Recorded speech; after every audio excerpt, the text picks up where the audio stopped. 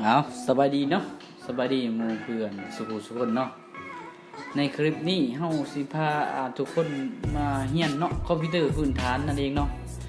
สิมาสอนทุกคนในการลากไฟเนาะหรือว่าเลือกไฟแล้วก็ย้ายไฟแล้วก็สร้างโฟลเดอร์นั่นเองเนาะในคอมพิวเตอร์เนาะสำหรับมือใหม่นั่นเองแต่สำหรับคนที่รู้แล้วก็ต้องขอโทษขออภัยนำเนาะถ้าว่าบางคนมีวิธีแนะนำที่ว่าดีกว่านี้ก็สามารถแนะนำเฮาได้เนาะเฮาก็ยินดีเนาะฉะนั้นเฮามาเรียนรู้นำกันเลยตอนแรกนี่คือตัวอย่างข้าพเจ้าสิเข้าโฟลเดอร์เนาะอันนี้มันวิดีโอซิปมันเองเฮาก็มาที่โฟลเดอร์นี่แหละเนาะโฟลเดอร์แล้วมันจะมาเฮาสิ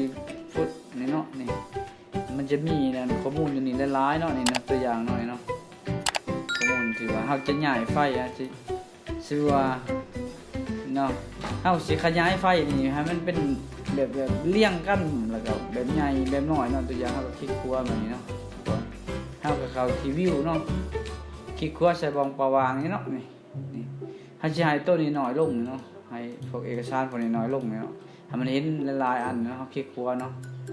คลิกขวาแล้วก็เลือกต้นนี้เนาะนี่เนาะมันจะน้อยลงแบบนี้เนาะเลือกวิวคือเก่ามาเลือกตัวที่2นี่สมอตัวที่3นี่สมอไอคอนนี่มันก็จะน้อยลงนี่เนาะอันนี้เนาะ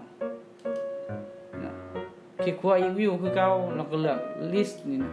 มันจะแบ่งเป็นลิสต์เลยนะข้อมูลตารางนี่เนาะ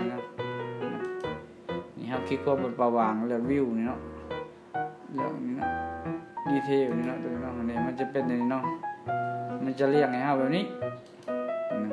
คลิกขวาคือเก่าเนาะเลือกนี่เทลเนาะเนี่ยมันจะเป็นลักษณะแบบนี้เนาะวิวคนมันจะมาใหญ่แบบนี้เนาะนี่เนาะคลิกขวาอีกเนาะคือเก่านี่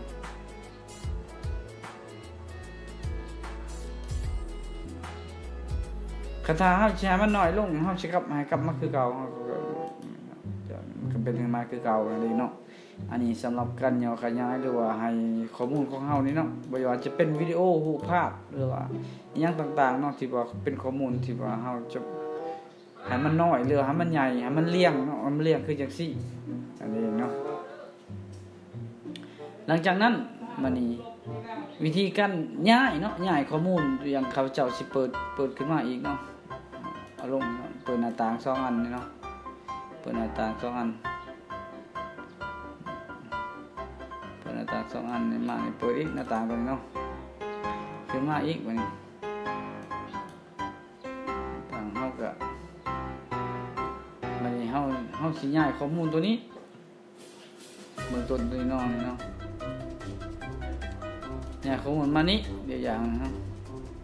เฮาก็เอาเมียนอยู่ตัวอย่างครับเจ้าสิเมียนอยู่มิวสิกเนาะมิวสิกคอมมูก็หลายเอา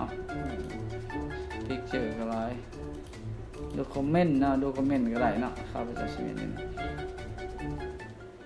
มานี่เฮาก็ว่าต้องได้สร้างโฟลเดอร์บัดนี้เนาะเสียโฟลเดอร์นี่อันนี้มันก็คือโฟลเดอร์นั่นเองเนาะข้อมูลนี่เนาะเฮาก็คลิกขวาเนาะคลิกขวาแล้วก็นิ้วเนาะเลือกนิ้วแล้วก็เลื่อนเมาส์มาใส่คำว่าโฟลเดอร์หลังจากนั้นเนี่ยมันก็ให้ใส่ชื่อตัวอย่างเฮาสิใส่ชื่อเนาะใส่ชื่ออันที่ว่าเฮาจะย้ายไฟเนาะใส่ชื่อว่าย้ายก็ได้เนาะย้ายก็ได้ย้ายปุ๊บเฮากดติ๊กใส่บัดนี้คลิกใส่แล้วเฮาก็กดดับเบิลคลิกเข้าไปมันจะประวางบัดนี้ในโฟลเดอร์มันจะบ่มีหยังนั่นเองเนาะโฟลเดอร์นี่เขาจะมันคือบ่ให้หย่อนเนาะมันจะได้เนาะหย่อมันเนาะให้ทุกคนเห็นแจ้งๆเนาะเฮาสิย้ายนี่เฮาสิย้ายนี่ข้อมูลนี้มาให้มาอยู่นี่เนาะจากตัวนี้เฮาสิ copy นะ copy ตัวนี้มานี่เนาะเฮาก็คลิกขวาเนาะคัดสิเอาตัวเดียวนี่ตัวอย่างคลิกขวา copy นะ copy นี่ข้อมูลตัวนี้ยังคือเก่ามันมาอยู่ในนี้ทั้งที่ว่ามาแล้วมาอยู่นี่เนาะแต่ว่าตัวนี้ยังคือเก่าต้นทางนี่นะปลายทางก็ได้เนาะทางปลายทางเฮาคลิกขวาใส่ประวางตัวนี้เฮาก็พาดไซส์เนาะเด้ มันจะได้เนาะจะได้ข้อมูลตัวนี้เนาะขนาดจะให้มันใหญ่คือกันเนาะเฮาก็คลิกครัวคือเก่าคือข้าพเจ้าได้บอกเบื้องต้นเนาะมันเลือกนี่เด้เนาะมันจะใหญ่เนาะข้อมูลเนาะตัวนี้เนาะสมมุติว่าเฮาจะได้หลายอันตัวอย่างเนาะเฮากด Ctrl A ในคีย์บอร์ดก็ได้หรือว่าเฮาทาสีก็ได้นะทาสีแบบนี้นะเฮาคลิกครัวเนาะคลิกครัวในเมาส์เนาะคลิกครัวแล้วเฮาก็คลิกค้างไว้ในเมาส์แล้วเฮาก็เลือกขึ้นมาแบบนี้เลือกคุมไว้ให้มันทาสีมันก็จะได้เบิดเนาะทั้ง3 4อันนี้เนาะนะก็คลิกหัวมันเนาะ copy เนาะแล้วก็เฮามาพาสใส่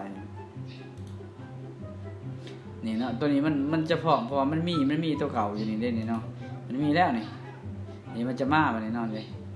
มันจะมานี่ตัวนี้มันบ่ได้มันมาแล้วอันนี้ในกรณี copy บัดนี้ต้นข้อมูลต้นทางก็ยังอยู่บัดนี้เนาะ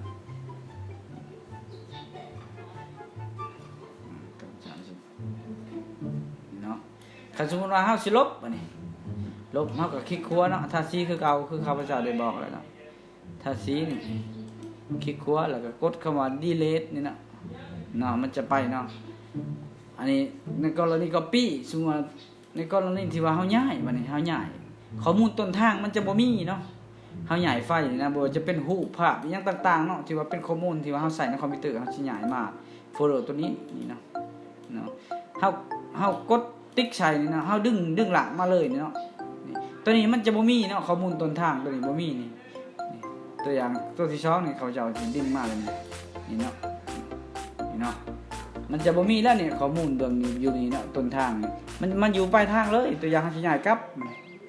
มันก็ดึงหลักกลับอันนี้มันจะมานี่ตัวนี้คือกันก็ดึงหลักกลับมาอันนี้มันจะบ่มีเนาะอันนี้คือวิธีการย้ายเนาะวิธีการย้ายนี่ก็คือบ่คือ copy ข้อมูลต้นทางยังเนาะสำหรับการย้ายนี่แม่นข้อมูลต้นทางบ่มีนั่นเองเนาะอันนี้ในการสำเนาเนาะสำหรับการย้ายการเลือกไฟเนาะที่ว่าในการเฮาย้ายข้อมูลระหว่างโฟลเดอร์กับโฟลเดอร์หรือว่าเฮาสิเซฟไป USB ก็ได้นั่นเองเนาะสำหรับข้อมูลพื้นฐานสำหรับการย้ายหรือการ copy เนาะและการสร้างโฟลเดอร์เนาะเพราะว่าทุกอย่างเฮาเฮ็ดเวียกเนาะในเวียกงานเอกสารหรือว่าเวียกงานหยังต่างๆเฮาก็ต้องได้สร้างโฟลเดอร์อยู่แล้วตัวอย่างมันมีหลายไฟแบบนี้เฮาสิแม่นปนกันเนาะปนกันมันก็บ่ได้นะมันมีหลายไฟแบบนี้จักข้อมูลตัวใดตัวอย่างเฮาก็ต้องได้สร้างโฟลเดอร์เนาะถ้าทุกคนบ่เข้าใจบันไดก็สามารถคอมเมนต์ได้เนาะสำหรับการสอนคอมพิวเตอร์พื้นฐานในการใช้งานเนาะสำหรับมือใหม่นั่นเองเนาะสำหรับคลิปนี้ก็ใกล้จะสิ้นสุดแล้วเนาะถ้าบุคคลใดที่ว่าอยากเรียนรู้เรื่องคอมพิวเตอร์มือใหม่เนาะก็สามารถคอมเมนต์ได้อยากให้เฮาสอนเกี่ยวกับหยังเนาะเกี่ยวกับคอมนี่ก็สามารถแนะนำได้เนาะใต้คลิปเนาะสำหรับการสอนวิธีการย้ายไฟเลือกไฟเนาะแล้วก็การสร้างโฟลเดอร์สำหรับมือใหม่มาฮอนี่ก็ใกล้จะสิ้นสุดลงแล้วฝากทุกคนกดไลค์กดแชร์เนาะกด Subscribe เพื่อเป็นกำลังใจในการเห็นคลิปของข้าพเจ้าเนาะเจอกันใหม่ในคลิปต่อไปเนาะบ๊ายบายเนาะ